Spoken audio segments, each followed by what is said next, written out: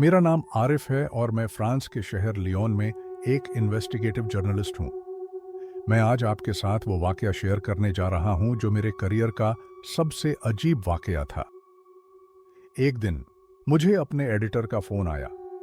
उसने कहा कि शहर के बाहर एक पुराना हॉस्पिटल है जो कई सालों से बंद पड़ा है। उस हॉस्पिटल के बारे में अफवाहें हैं कि वहां अजीबोगरीब घटनाएं होती हैं और लोग उसके पास से गुजरने से भी डरते हैं।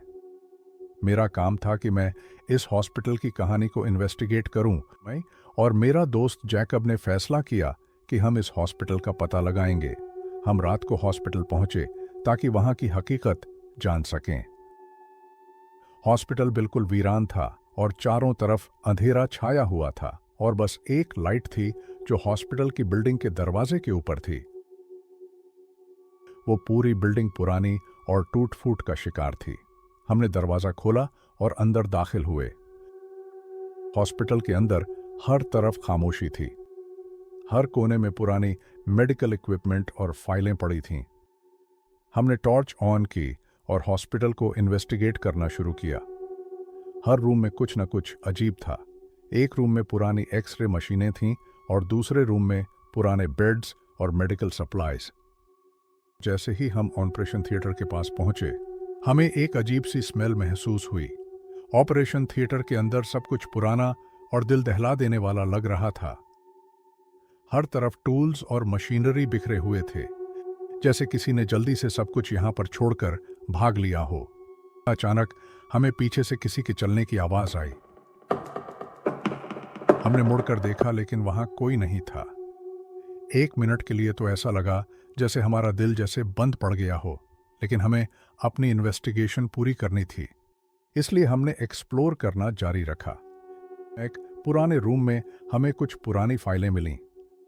हर फाइल में पेशेंट्स के रिकॉर्ड्स और उनके इलाज का जिक्र था, लेकिन एक फाइल में लिखा था कि कुछ पेशेंट्स का इलाज करते वक्त कुछ गलत हो गया था और उनकी मौत हो गई थी। उस रूम की टेबल के दराज में हमें एक डायरी मिली। हमने डायरी को खोला और पढ़ना शुरू किया। डायरी में लिखा था, जिन पेशेंट्स की जान गई वो दरअसल फ्रांस की सीक्रेट एजेंसी के एक्सपेरिमेंट्स का हिस्सा थे और उन पर साइंटिस्ट्स की एक टीम प्रयोग कर रही थी, लेकिन फॉर्मूला गलत होने की वजह से वो प्रयोग फेल हो गया और उन सभी पेशेंट्स की जान चली गई। डायरी पढ़ते ही हमें हॉस्पिटल के अंदर से चीख सुनाई देने लगी। हमने जल्दी से वहां से निकलने का फैसला किया, लेकिन अचानक हमें सामने से स्ट्रेचर हरकत करता हुआ नजर आया। हम उसे देख ही रहे थे कि लेफ्ट साइड से खाली व्हीलचेयर हमारे पास आकर रुक गई। मेरा और जैकब का दिल तेजी से धड़क रहा था, लेकिन फिर अचानक खामोशी छा गई। हम घबरा रहे थे, लेकिन हर तरफ खामोशी के चलते थोड़ा सुकून मिला। हमने जान बचाने के लिए बाहर निकलने का रास्ता ढूंढने की कोशिश की, क्योंकि सारे दरवाजे बंद हो चुके थे। हॉस्पिटल के नीचे एक बेसमेंट था जहां उन पेशेंट्स पर एक्सपेरिमेंट होते थे। बेसमेंट बहुत ही खौफनाक लग रहा था। जैसे ही हम नीचे गए तो अचानक सब चीजें हिलने लगीं और बेसमेंट का लाइट बल्ब फ्लिकर करते हुए फट गया, लेकिन हमने हिम्मत की वापस जाने की। बेसमेंट का दरवाजा भी बंद हो गया और हम अंदर फंस गए, लेकिन एक बार फिर से हर तरफ खामोशी छा गई। हमने हिम्मत की और निकलने का रास्ता तलाशने लगे। वहां पर अलमारी के पीछे एक टनल का रास्ता नजर आया। हमने टनल के रास्ते निकलने का फैसला किया।